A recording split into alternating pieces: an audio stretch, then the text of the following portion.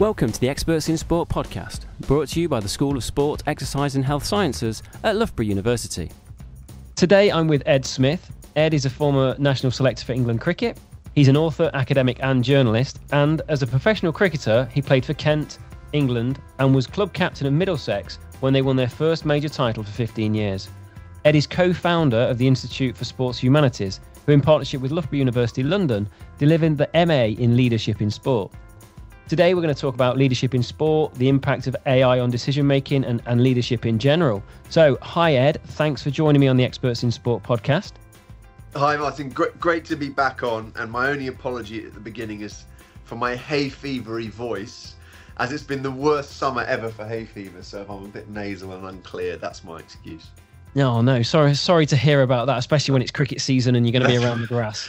Maybe I'm just not very intelligent, because if you've got bad hay fever, why would you choose a life which which demands you're constantly around cut grass? So I don't think I made some very good decisions when I was 8 or 9. Well, my daughter was watching tennis at the Nottingham Open this weekend, and apparently one of the ladies in the semi-final is allergic to grass, so she made a bad decision with that as well, being in tennis. Wow. So which surprised me. We all need to go on leadership courses to make better decisions. Nice plug. I like it. Yeah. And like you said, this is the second time you came on. So back in 2023, you were on episode 45, Making Decisions in Sport.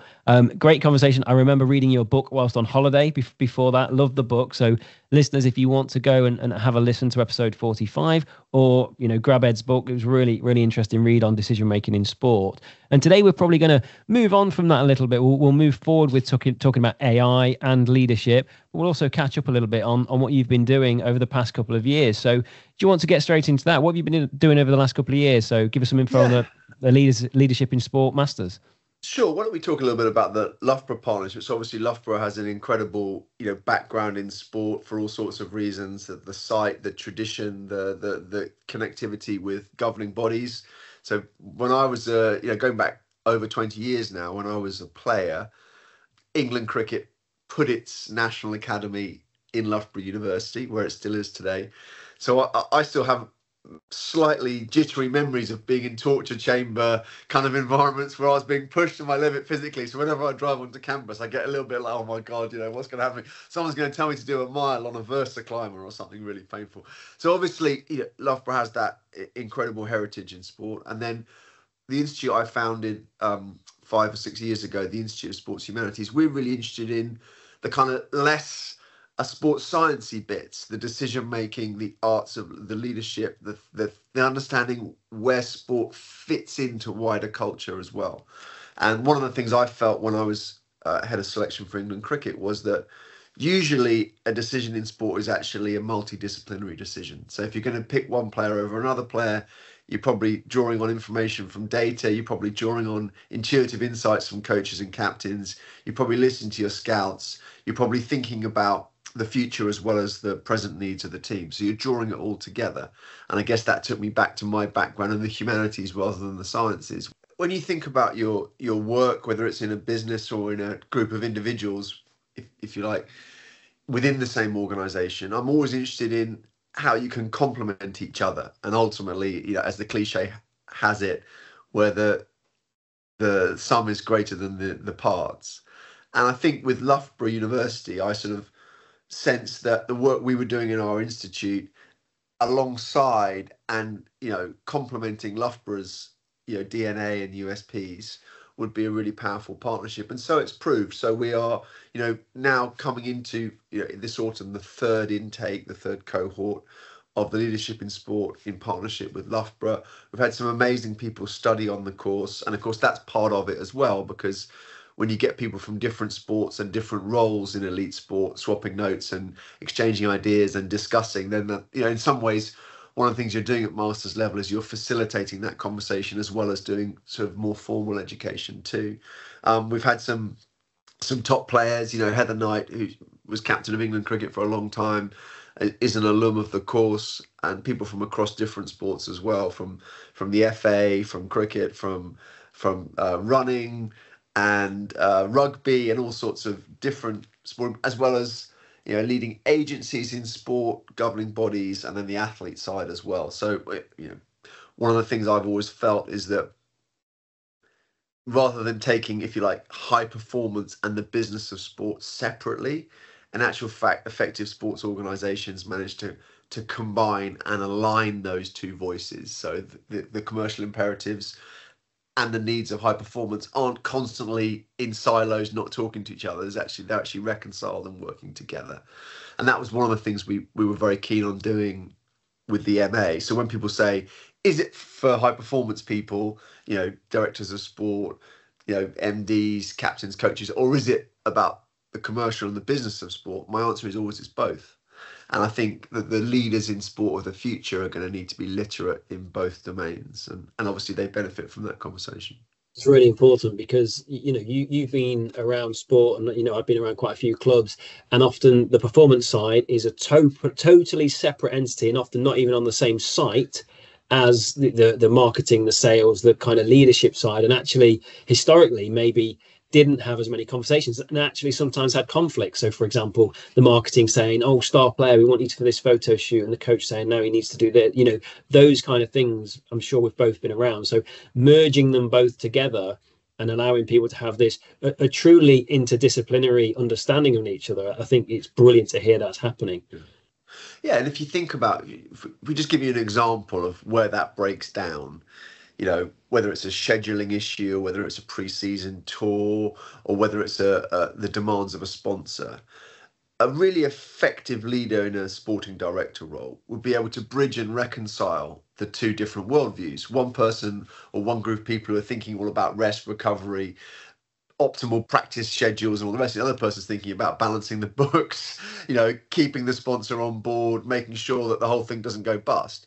And a really effective person in the middle will be able to walk the two sides together without sort of tilting too much one way or too much the other way. And you need to have that ability, I think, in leadership roles to see the problem through other people's eyes. In the cliche, that's often phrased as empathy, but in actual fact, it's probably more understanding. It's actually often more about genuinely, I don't mean empathy isn't based on understanding, but it's actually comprehension would probably be a harder term. Do you really know what someone else's job is about? Are you able to understand what the different people you're working with, what their demands are on them? If you're not, you're probably going to find it hard to reach the kind of compromise and holistic solution which is going to advance the sports organization. So that's one of the things we were trying to do, and it's become a fascinating place where we test ideas as well, and theory and practice is another framework that's very interesting. When I think about my life as a whole, I've always been moving between theory and practice without ever really settling completely at one end of the spectrum. I'm not really a proper academic who publishes articles and who climbs up the academic ladder. That's not my career, but I've always had a foot inside academia.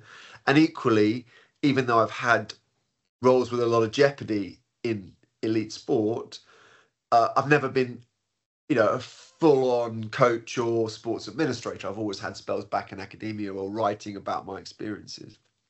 And I think for me, and hopefully for many people who've been involved with the Institute of Sports Humanities and the Leadership in Sport MA, you want theory and practice to be a conversation that benefits both. So when I wrote the syllabus first, I was actually, involved with making decisions for England cricket. And you're kind of thinking, well, do I actually live up to these? It's all very well writing it in a syllabus. This is how you make a decision. Is it like that? You want to bring that reality into your academic work. And also from the other side, when you're at the sharp end, you've got to also be able to say, look, actually, I didn't spend 5 or 10 years studying how to make decisions really effectively, and then throw it out the window because there's a bit of pressure from fans or a head coach or whatever. You want to hold true to those principles.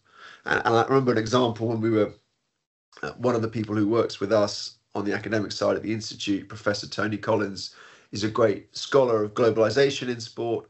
He was giving a fascinating lecture to the MA group about the IPL as an example of modern globalization, where instead of it being Western ideas traveling around the world, it was actually kind of that whole power balance flipped the other way. India was the principal market suddenly, and world cricket was, turned on its head in a moment. And I remember thinking to myself, as he was talking about, this is probably 2 or 3 years ago, as he's thinking about the opportunities for a women's IPL, And I'm thinking I could see Heather Knight was on the call. I thought, yeah, I wonder if Heather will speak now, because she would probably be a leading candidate to play in that tournament if it happened. So it turned out, there became a very interesting conversation between Tony Collins from the academic side as someone who's knows sports globalization so well. Heather living it, would the women's IPL happen? Would she play in it? As she did. She actually played in the opening day for Royal Challengers Bangalore, the franchise that I was involved with a few years ago and have retained, connectivity with.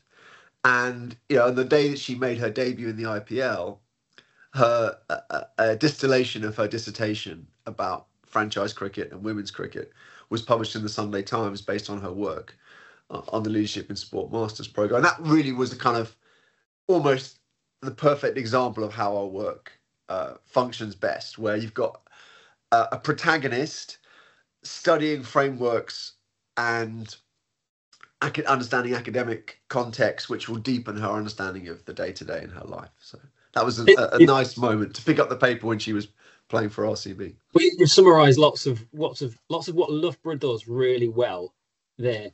So in my role, my role is the head of applied sport management on the Loughborough campus, and this podcast is bridging the gap between academia and professional practice. Having those frameworks of academia are there to be challenged in the real world. Sure. And I remember doing a lecture about franchising to the masters in sports management, and I was kind of giving some theories around stuff, and then I remember saying, right, this is what I see, but I'm not actually involved with the IPL over in India. We've got a lot of international students, and I said, has anybody got any experience? And about 3 hands went up, and there was like the former head of marketing for somebody in the IPL and all this. So the lecture almost pretty much got thrown over to them to deliver the practical side in around this theory. And that's what's so good about being in this environment. We can have people who've been involved at a good level coming and challenging the academia, or kind of merging it all together. And the outcomes that you get from putting real world practice and academia together can just be phenomenal.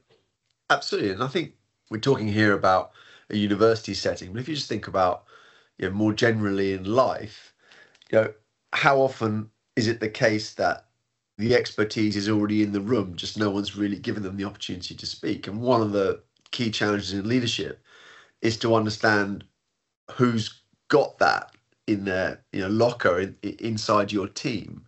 And it's not always obvious, because people don't always step forward with their insights or knowledge, and you've got to draw it out of them sometimes.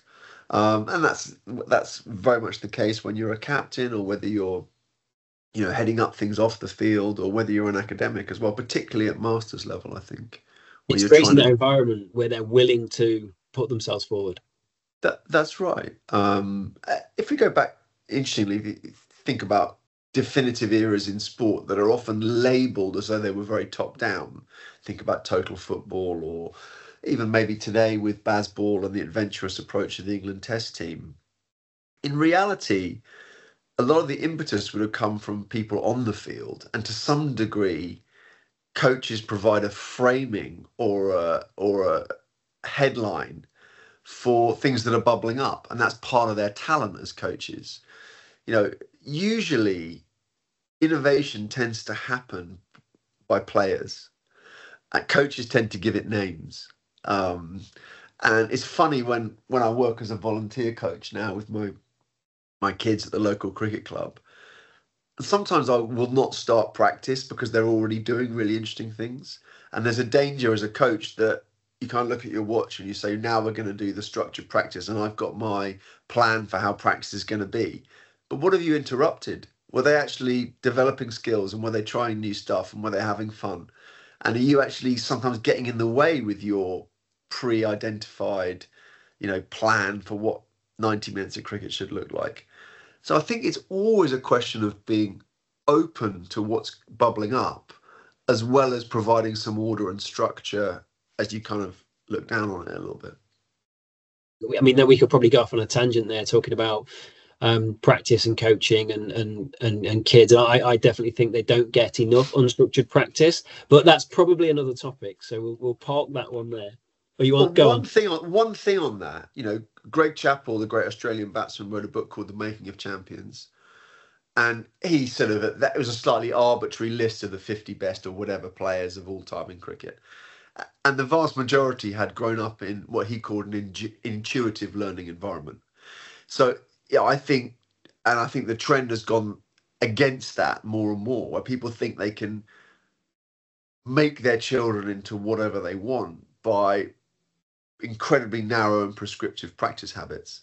But in actual fact, what we tend, with the better approach I would suggest, is to give people abundant opportunity to find their own way with guardrails. So you're steering very subtly, but there's plenty of room for intuitive learning in there too. I would 100% agree with you. But let's just get back onto the topic where we were. And I know you mentioned Heather Knight before, and you mentioned that her work being published in the Times. Sure. Do you want to talk us through that? It'd be good to hear more what students have been doing and kind of the impact of some of their work. Well, again, one of the things about humanities and academia more generally is you want to influence the debate. I don't think anyone wants to be involved in academia just to do work for work's sake. You want it to reach a wider, either to influence scholars, obviously, which is a different issue, or to reach a wider audience and wider readers. So, give you an example of someone else's dissertation, which was published in distilled form by the Sunday Times, which we have a partnership with, was Rob Stephen, who's a teacher and was himself a very good amateur athlete. He's a top rugby and cricket player. And he wrote about how sport was one of our best protections at societal level against digital addiction. Now, this is, becoming more and more, it's becoming more and more clear that that's probably going to be a definitive issue for our generation, who've grown up with smartphones becoming increasingly ubiquitous and kids getting their hands on smartphones earlier and earlier. And obviously, Jonathan Haidt's work, The Anxious Generation, drew together a lot of threads, and I think was justly associated with this movement of pushing back against young children becoming addicted to basically having a smartphone in their hands all the time, whether or not they're on social media or not, even if they're just going about their daily business and trying to cross a road using Google Maps rather than actually getting their head up and looking to see if there's a car coming. Now, if you think about sport, what does sport have that other things don't? As an aside, I grew up in a family where probably the top of the tree was probably the artist rather than the sportsman. Sportsman was probably second. Mum's an art teacher, dad's a novelist and an English teacher. So probably, I think probably the novelist was probably, not because of dad, but just because we had a lot of books in the house. And the athlete was pretty high up. We didn't know anything about business, so I don't think the entrepreneur came terribly high. We weren't that family. But now when I think about a big picture, where are we at, socially, where are we going to, what does it mean to be human? Obviously, and we're going to talk about this in a bit, Martin, and AI, which is obviously one of the most exciting and anxiety-inducing areas of technological innovation today, with great opportunities as well as threats. But increasingly, what are we going to do that makes us feel fully human? Now, I've never made the case that sport is better than playing in an orchestra or better than being in a theatre company, because I don't think it is. However, if you think about what sport can do, it aligns our body and our mind in a way which is unusual. We're moving in play, in competition, using highly trained technical skills all at the same time. Now, when we think about mental and physical well-being, that is one of the, insofar as there is a silver bullet, you'd be hard pushed to find a better one than that. If we know, as we do, that one of the things that causes people to feel restless and anxious is the inability to concentrate and move at the same time, sport's a pretty good solution. And if people are finding it hard to be detached from their mobile phones, well, playing a game of football, if you want to be on Twitter while you're doing that, good luck. But the reality is the likelihood is you're probably going to leave it on the side. And so I think sport, which I've often, been uncertain or ambivalent about in my own life, probably until recently, about, should I be spending a bit less time in sport rather than more? Increasingly, I don't have that ambivalence. I think that sport's more important today than it ever has been. And I think in terms of helping us to be more human and therefore, although I don't like the word happiness, but probably happier, or at least more engaged and more absorbed, which are probably more useful proxies for happiness. Concentration is probably a good proxy for happiness in some ways. I think sport's becoming more and more important, and I suspect that the digitization of everything, which will lead people to question whether things are real, will probably eventually lead to a fundamental dissatisfaction with constantly being involved with a digital or virtual world. And there will be, as we've seen in every other area of life, whether it's vinyl, whether it's craft, whether it's food supply, a move against the industrialization and the detachment of product from environment. I think sport, again, will be part of that movement where, in order to live, we have to be involved in activities which only we can do. If we're not doing that, we're living an impoverished life. And when you hit an off drive in cricket, or when you hit a sweet backhand in tennis, or when you hit a nice drive in golf, or when you pick out a pass and you find the run in football, or when a back line moves in harmony in rugby, there is something so deeply satisfying about those experiences before we even get to the making friends and building resilience, just in terms of as an aesthetic, emotional, social experience. Those things are very deep. And Rob Stevens' dissertation was about how the rhetoric about the value of sport has been undersold.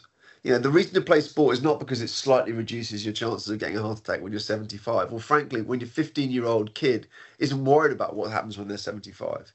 It's about something much more fundamental than that. Yes, those health benefits will happen via obliquity, almost by accident. But the real reason to play sport is because it's a wonderful dimension of humanity, and it will connect you with things that only you can do. And it's funny, if we just take a short detour now into another area where I often find myself pushing against conventional wisdom in academia. All this talk about jobs, employability, jobs market. If you want to have a successful life after university, you shouldn't be thinking about jobs. You should be thinking about value, your own value. The jobs market will change in ways you can't predict.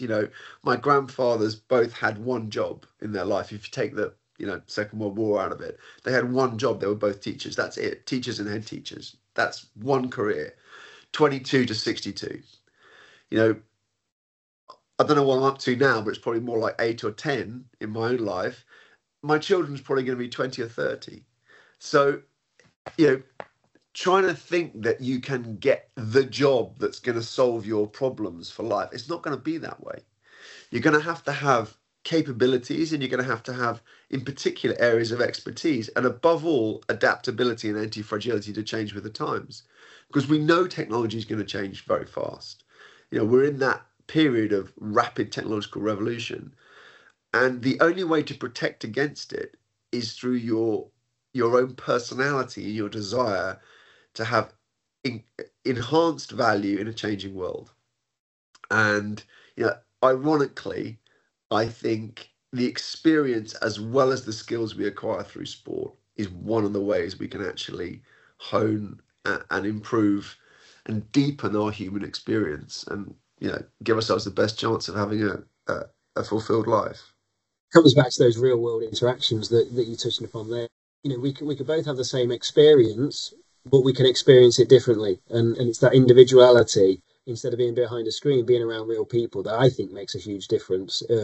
Whether that be the fitness and all that side, whether it be the social values that you mentioned as well. I read Rob Stevens' article that you were talking about, and I think within it he said that people are now spending up to 6 hours per day on a phone, and I think he may have been talking about young people.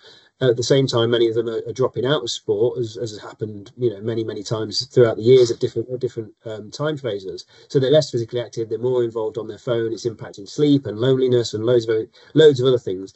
Just getting outdoors and playing and doing sport, or even getting outdoors and having a walk. All of these things are Sure. hugely beneficial to us as people. But what really interested me is that in one breath you're talking about Heather Knight and franchising, and then another student's working on smartphones and sport.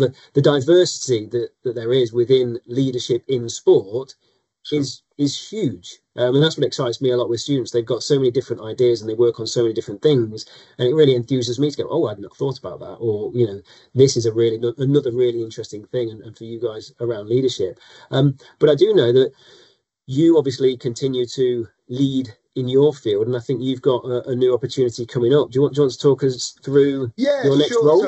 So look, I've had a life in cricket, a life in football in the last couple of 18 months working with Derby, which has been fascinating, and then now taking a role in cricket again as president of MCC, which is an honorary position and starts in October, so it runs October 25 to October 26. For those who don't follow cricket, just want to tell people what the MCC is. Yeah, sure. So the MCC is the guardian of the game's laws. Its job, as well as being a members club, obviously based at Lords, is to promote cricket around the world and to help opportunities for people to play cricket both at home and abroad. And so the current president is Lord King of Loughborough, Mervyn King, the former governor of the Bank of England. It's a real honour to succeed him as president. It's a yearly post. The chairman is Mark Nicholas, the broadcaster and former Hampshire captain, and there's a new CEO as well, Rob Lawson. So it's a strong team, and it's a fascinating time for the MCC. A few things that are happening. Your listeners may know that English cricket has moved to a franchise-based, I nearly said 2020, 100 ball competition, the 100. So that has come in the last few years. And then there's a second decision within that broader picture, which is that they opened up those franchises to external private investment. And in the last few months, each of the franchises sold some of the enterprise to private investors. Many 100 franchises sold stakes to IPL teams. The MCC's franchise, the London Spirit, which plays home games at Lords, sold a 49% stake to a consortium nicknamed the Tech Titans, which is an extremely interesting group, some very distinguished entrepreneurs and businessmen in there, including Satya Nadella, the CEO of Microsoft, and other, extremely interesting and successful business folk. So the MCC is at an exciting moment where it is now the 51% owner of an enterprise, the London Spirit franchise, and with new investors and new partners who are used to success in their in their different worlds. And the competition, I feel, is at a very exciting moment where from this autumn it has the opportunity to become a kind of supercharged version of the 100. And for the MCC in particular, there's an opportunity to have an elite sports team and set it up right from the beginning. So that's one of the things that's happening at MCC, as well as, of course, all the other things. I'm really excited about the MCC's foundation, which is its charitable arm that supports cricket where it's most needed. That could be, refugee camps in Syria. That could be, getting cricket up and running in the most unexpected and hard to reach places in this country. But for all the reasons we've just been speaking about, Martin, I think that you need those advocates and those pioneers to be taking sport, and in this case cricket, to places where it can have the most value and maybe where the ground is least fertile, because that's where it can have the biggest impact. So I think the MCC already does some amazing work in that space, and I'll be really, both my wife Rebecca and I are very excited about throwing ourselves into that side of the MCC work. And then there's also, everything MCC does within cricket itself, and it's in its more formal and structured way. So, for example, MCC's setting up a whole lot of regional hubs to support young cricketers, boys and girls, to give them extra opportunities that they may not be getting at school. I come from a family of school teachers, and many conversations when I was growing up were with grandparents and uncles and aunts talking about how difficult the future was going to be for sport in schools. Playing fields were getting sold off. Teachers were being asked to do more and more hours, take a cricket match on at a weekend that could go on for 6-7 hours, all these things. And of course, here we are now in 2025, and you want to make sure that the game, in my case, cricket, although of course all games too, with my sports hat on, are finding talent in every corner, and that opportunity is spread as widely as possible. So that's something I think about as a parent and as a coach locally. And again, talking about theory and practice, or if you like, macro and micro, it'll be interesting when I'm president of MCC and as I'm starting to get my head around what levers institutions have got to help. Also being in and around, school sport and thinking, what do they really need? What would help? I asked the question at, my son's six-a-side tournament at the local school in Canterbury the other day when I was chatting to a few directors of school sport setups. What would help? What would really make a difference for you? Is it a little bit of support for your talented players? Is it more equipment? Is it facilities? What would actually really help you guys, rather than thinking that you've got the answers and then you're going to kind of start top down? So look, my background was a PE teacher, and you may or may not be aware that the government literally last week have just put out there, they haven't given much info, but around this new framework they're going to put together, the school club links, which were used to exist really 20 years ago. And also this hasn't been mandated, and you'll know that the 2 hours of PE every week has been spoken about lots, but many academies have dropped it, especially in Key Stage 4. But the government said it as if they might come in as mandated, which would be massive for PE. Again, YST's done a lot of research in this. PE teachers are on the decline. Hours that kids are doing PE in school has reduced, and it looks like the government are going to try and take control of that. So it could be a really exciting time to link those the school club links, the out of school and the in school together, and that's the area that I'm researching in. So I'm really interested in that. So what did they say? Well, let's first of all, as an action from this conversation, we must keep in touch, and however I can support that work, I'd love to. I'll give you just one example about that the other day, and it always annoys me when, and here I'm sounding like I'm regurgitating an idea that the ancient Greeks had right, 2,500 years ago. So sometimes I think, my God, we're still having this conversation. I'll give you an example from my family life. My son is 11 and he had his end of year exams, just like internal exams, because it was a new entry this year, so he's year 1 at secondary school. And he was a bit tired one morning, and the exam was a little bit later in the morning. And then he said to me, "Oh yeah, but it's okay because the school's got this special cricket club we do on before that, and then I'll do the exam." And I thought, I bet he does better in the exam because he's had a really good time, with his friends who love cricket. And at like 9:30 in the morning, they've done that bit of cricket. They'll be up and they'll be alert and they'll be excited. And then you think to yourself, well, that's not a bad concept, is it? And it's not that complicated. And it's funny, in my own life, the best I ever played as a player was when I was 19 and I was studying for exams. And I took my energy from one into the other.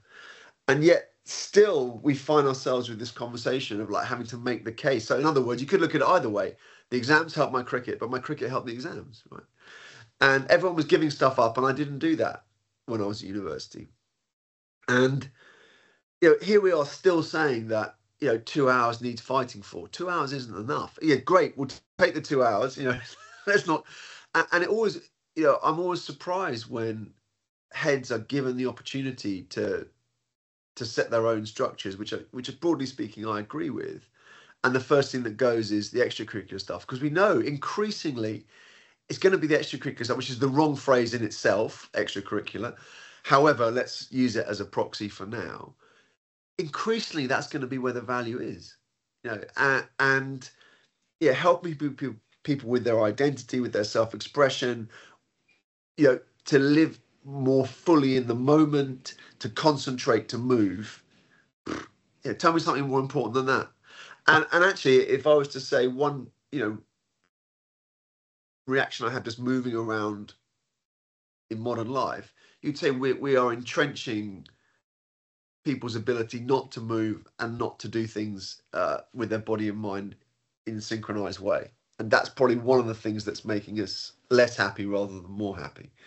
It definitely is. I think we're both singing from the same song sheet, and many of our listeners will be. But it is exciting times, is with a lot of organisations in good places at the moment to take advantage of things that the government hopefully are going to do. Like the headline announcements look strong, but the devil will be in the detail, as everybody continues to say. But it'd be interesting to kind of move into the AI and decision making. We've kind of broadly spoken around leadership at the moment, but the developments in AI and the impact on whether it's decision making and or leadership are really interesting to touch upon. I know you've been working within football as well, and really broad questions really here. Like, where are you seeing that AI is having the most impact at the moment? Are we looking at kind of performance and assessment and physiology, that kind of thing? Are we looking at recruitment? Are we looking at the academy? And then we talked about the connection between performance and the kind of media, marketing, sponsorship. That AI is everywhere.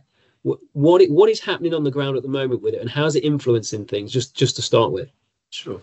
Well, first of all, let's just deal with the objection that so far we've been having a conversation, about what makes us human, and now we're going to talk about artificial intelligence. So it's interesting. In my work in AI now, one of the things you're accidentally doing if you do work with AI is you're also thinking about human intelligence, because if you're trying to work out what AI can do, you're also trying to work out what is it that only humans can do. So actually, I have a very positive, big framing of AI, which has made me more and more confident that the bits which are irreplaceable are the most creative elements of human intelligence. And I think where we're going to get to at a decision-making level in sport is AI and human creative intelligence working together. I don't think we're anywhere near getting to the stage where interesting decisions are going to be wholly automated or staffed out to AI. I don't think that's imminent or indeed likely in the long term. I think what we are going to do is see a world in which AI increasingly executes pieces of the jigsaw, but in conjunction with human and especially creative human intelligence. So to answer your question, well, look, the bits I'm most interested in are to do with decision making about setting up teams. That's my background as a practitioner. It's funny, when I was a captain, I felt probably the area of my captaincy rush I was most confident on was selection. I was probably more confident about selection than I was about field placings or in the moment, like tactical decisions, which I enjoyed a lot. But selection, I felt I could definitely gain an edge. I'd always been interested in how to set up a team and how you thought about bowling attacks, how you thought about batting orders, how you thought about what it was that made you favour one player over another.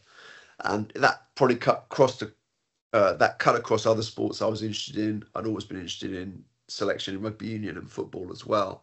So when I came in as selector for England 2018 to 2021, in some ways that was an opportunity for me to express the side of sport that I found most interesting.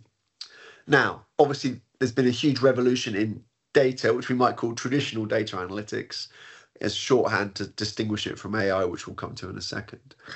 And, it's obviously the case that even sports organisations at the top that don't think they're particularly data informed are vastly more data informed than was the case 20 or 30 years ago. There's no escaping the data revolution in sport. It's just the baseline of expectation has shifted so far that we don't even realise, how often teams are drawing on relatively sophisticated data analytics now in a professional sporting environment.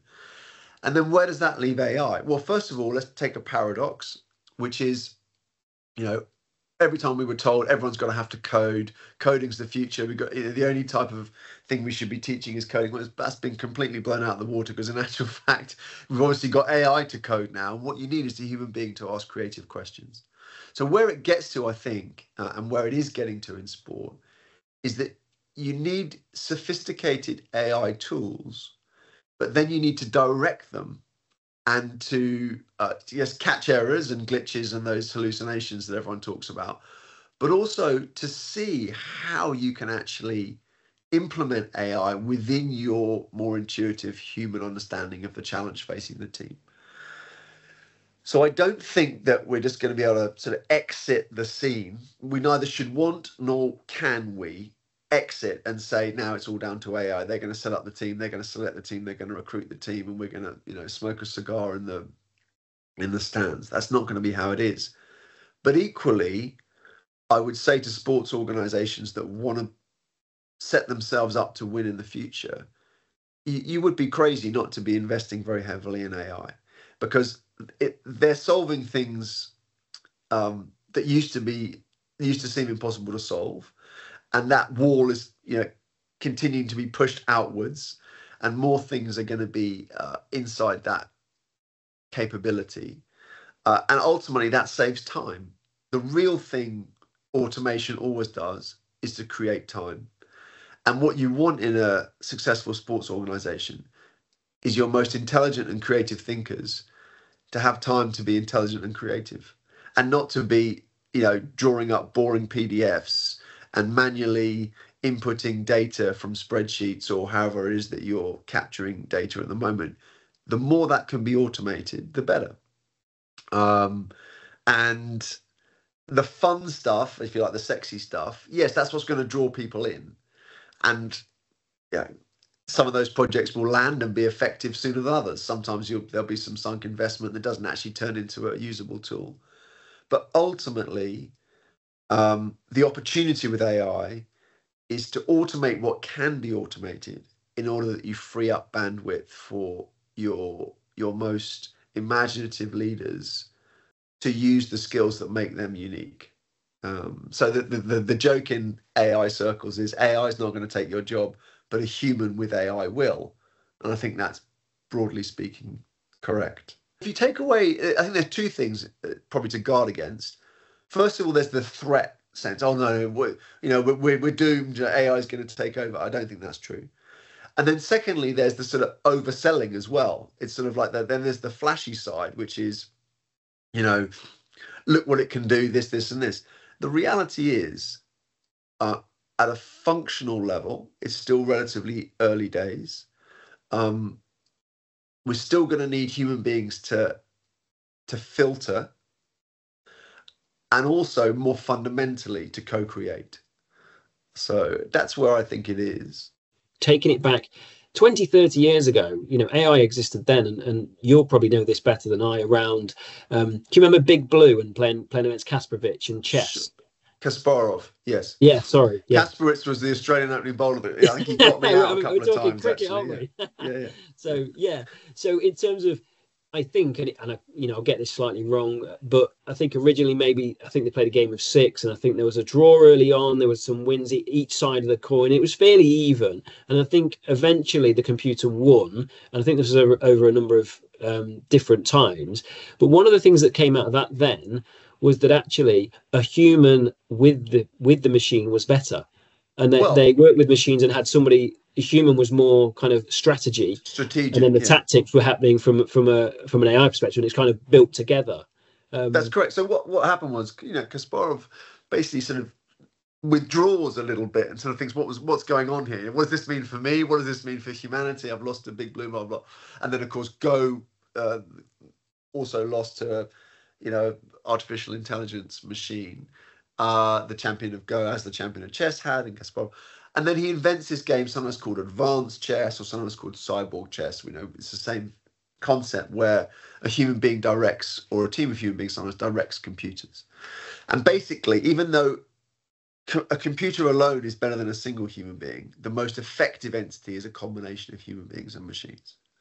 And I think that's what I've experienced too in cricket. That if I go back to, and this is probably more talking now about traditional analytics rather than AI, but the point stands. We had a superb data scientist at England Cricket called Nathan Lehman, and actually England Cricket ended up pioneering that system of signals from the boundary. It was totally legal and cleared by the ICC, but Nathan would hold up a sort of signal which said to the captain what his algorithm was revealing to be the optimal bowling change coming up. And some people didn't like it, whatever. Doesn't really strike me as being very different to running out of drink and saying, by the way, which is what used to happen. It made transparent what had previously happened implicitly, whatever. Now, of course, the irony of that is that the captains for whom that works best, guess what, are the captains who know their own mind, as Owen Morgan does. So Owen Morgan was the England white ball captain at that time, who obviously captained England to the World Cup success in 2019. If you've got a very strong-minded captain, he's probably going to be very open to an insight from data, because he's going to say, if I hadn't thought of it and I'm convinced by it, I'll do it. And if I don't like it, I won't. So again, it's the more confident someone is in their own intelligence and judgment, the more likely they are to be open to other sources of authority. It's funny when we think about, and this is probably thinking big picture now, what do I believe about decision making? I believe that to be an effective decision maker in sport, you need to be open, certainly, and preferably expert in decision making that draws on a whole range of different types of authority. And what do I mean by different types of authority? Well, I learned about decision making in sport before I'd even encountered the concept of data or let alone AI, from watching sport with my dad. My dad, who's a novelist and an English teacher, had an enhanced understanding of what was going to happen next. He had an enhanced understanding of what was going to happen next because he's an unbelievable judge of human character. So when he saw people looking anxious or stressed or losing concentration, he would say, I see a problem coming there. And when he saw people looking relaxed and in step with the day, in tune with the occasion and mastery of their skill, he would see that way earlier than other people. Not infallible, of course, because no single judge of sport is. So I was around someone who was an incredibly perceptive judge of human character. So when I'm watching sport 5, 6, 7, 8, 9, 10, all the way through to, disappearing from home at 18, that he had that source of authority, which other people have in sport as head coaches or as scouts. That exists. It's real. It's not a fantasy. It's not a bias. It's an enhanced form of understanding. In the same way, a brilliant data scientist will have an enhanced understanding of the game. He will see the game with truths emerging that you won't see. And he will see it as a mathematician, as a statistician. He will see patterns. He will see trends. And he will see value that you are missing as in my case, a humanities graduate who's not technically skilled as a data scientist. And if you watch the game with a great coach, they will see things that you miss. One of my favorite experiences in England cricket was when we would watch the game from different vantage points. The head coach would watch from the dressing room and I would watch from the stands. And on tour or whatever, so we'd usually have dinner in the evening and we'd talk through the day. Now, I would have missed something very fundamental. I might have missed that the cricket ball got out of shape. I didn't know what the shape the cricket ball's in. It's been hit out the ground somewhere, it's come back with a bit missing, and the bowlers are talking about what that means for their plans. Well, I'm out of that conversation. I'm in the stands. But I might have seen something else based on the fact that I've only got big picture. I'm 100 yards away. And I might have spotted something about, the atmosphere at a broader level because I'm detached from the group and the inside chat.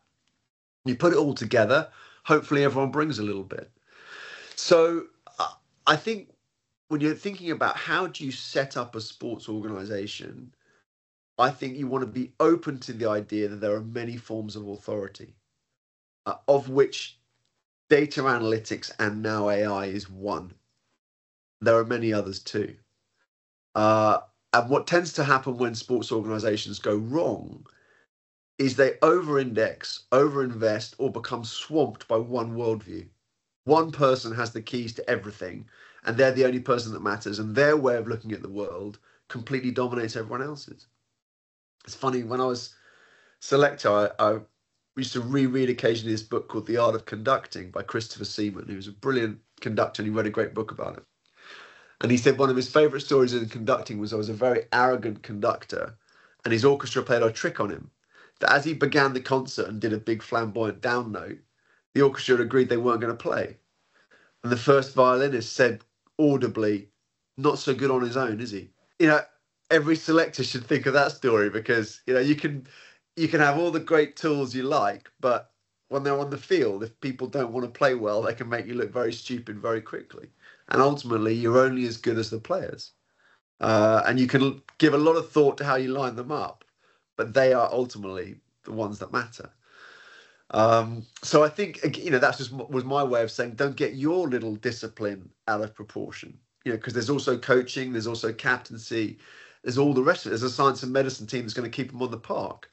You know, all the agonizing we spent thinking about selection. Okay. Head of science and medicine told me a lovely story after the England World Cup win in 2019. He said, Ed, do you know what the most satisfying thing was? I said, tell me. He said, our two fittest players were out there at the end.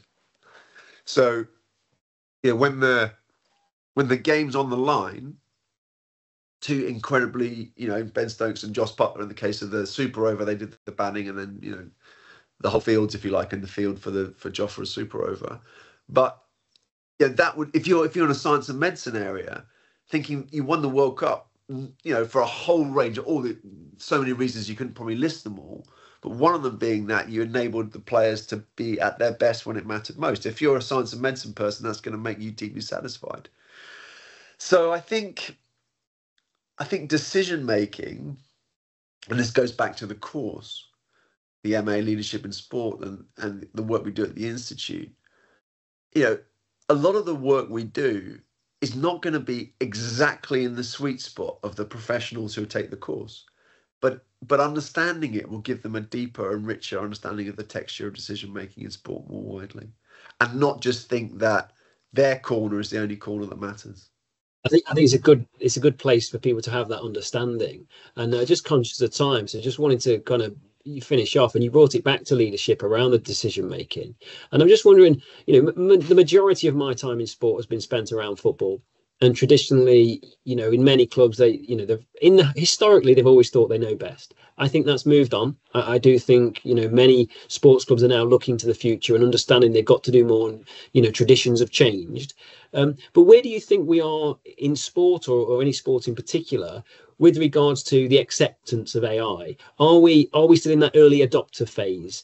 And what recommendations would you give to sports clubs regarding embracing it? Or have we already gone past that? Are we at a stage where actually, most people are using this now, or are we somewhere in between? No, I think we still are at the early adopter stage. And I think, well, how would I not use it, and how would I use it? How would I not use it would be just to effectively cede entire control to AI and say, we're done, you know, and then very quickly judge it and say, look, it didn't work, did it? You know, that would be the worst possible way to use it. Would be a mixture of absence as a human being, quickly followed, as usually is the case with human assessments, by, you know, an overreaction the other way. And so we tried it for like 2 minutes, didn't work, so we've given up and done something else. That would be the foolish way to approach it.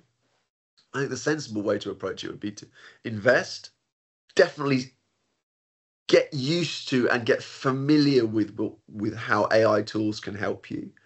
And as you're doing that, you'll realize the ways in which they can't help you, your bits that only you can do, which is not a bad thing to remember in life anyway.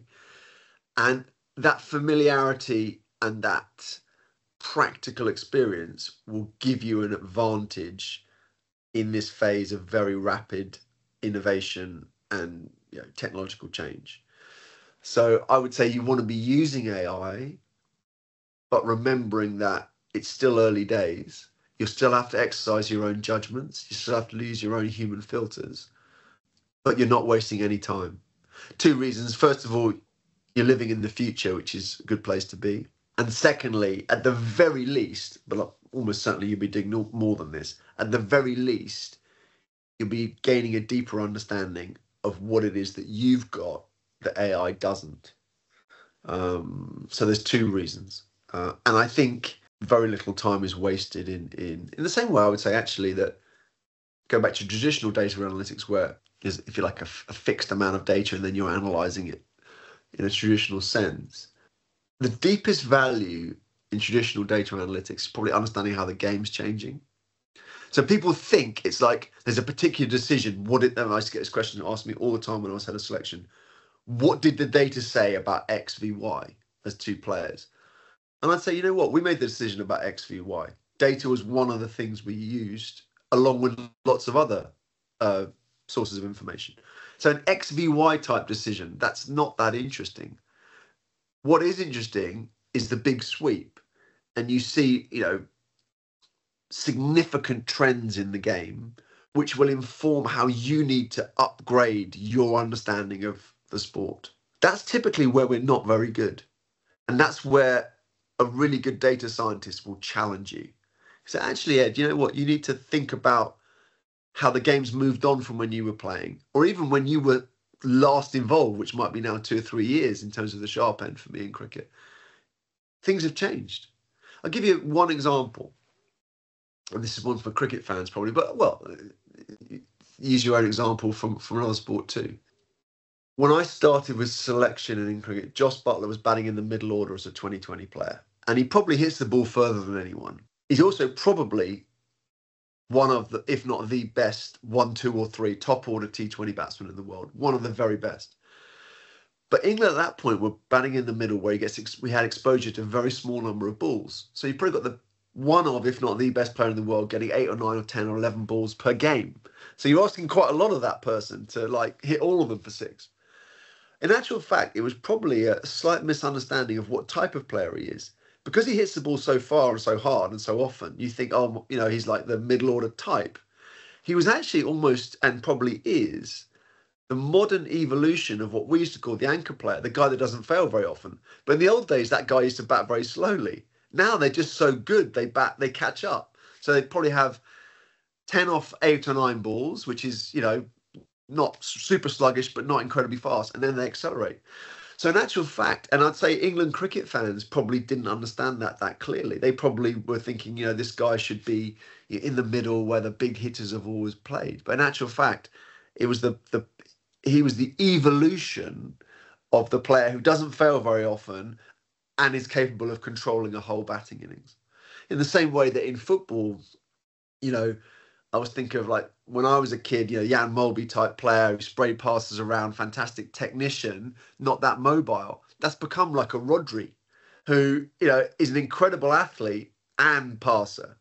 So what sport does is, and this is the joy of sport for me, the evolution of sport will find and identify any area of the game where we're putting up with a weakness we don't have to.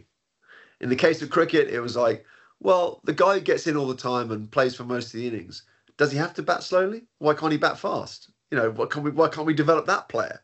In the case of the football midfielder, it's like the really good technician that always finds the pass and understands space. Like we're used to him like not really being that physical and relying a bit on his vision and his technique. What happens if he also is an incredible defensive player, if he's always doing his work there as well? That sport will find those areas and push and push and push until eventually you get to a stage where, and obviously in the case of football, you know, the back pass rule change demanded effectively that goalkeepers become outfield players, and that we're still sort of seeing where that evolution might get to. You won't be able to protect an area of weakness which doesn't have to be weak for very long. And that's the Darwinian aspect of sport, that it will find those areas and someone else will say, we're not putting up with that anymore. We got a better solution.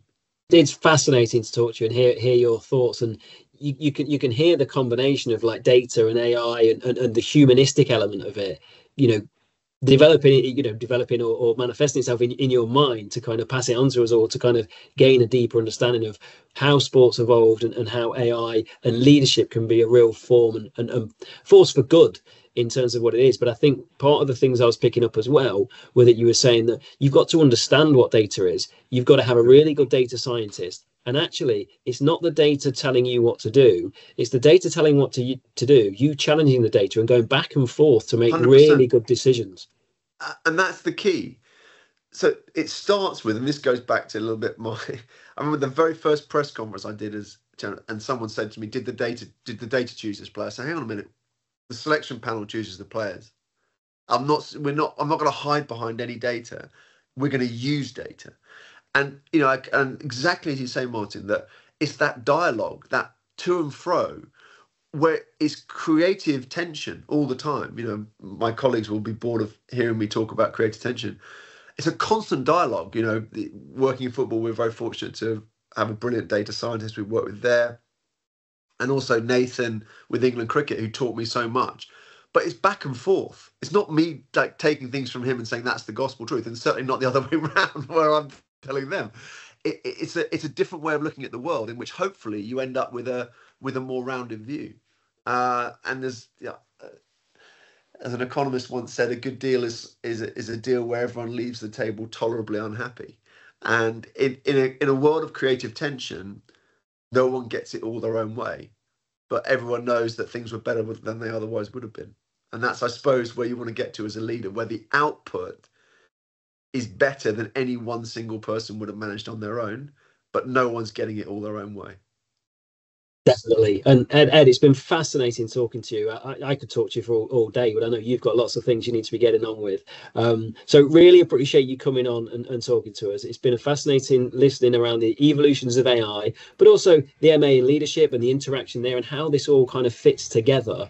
And it's going to be a fascinating next decade, really, and as we start to learn more about AI and we start to let that humans kind of evolve with how things are going and what decisions are going to be made in sport, both on the pitch and off the pitch, and how things can continue to develop. It'd be great to have you on to come and have your hat trick in the future. Love to. And to hear about what else you've been doing. And yeah, all I've left to say really is really good luck with the MCC and moving that forward. And yeah, hopefully I'll speak to you again soon. Thanks so much. Really enjoyed the chat. Thank you. Thank you. Thanks for listening to the Experts in Sport podcast. If you'd like to get in touch, then please contact me, Martin Foster, at m.foster@loughborough.ac.uk. Thanks for listening. See you next time.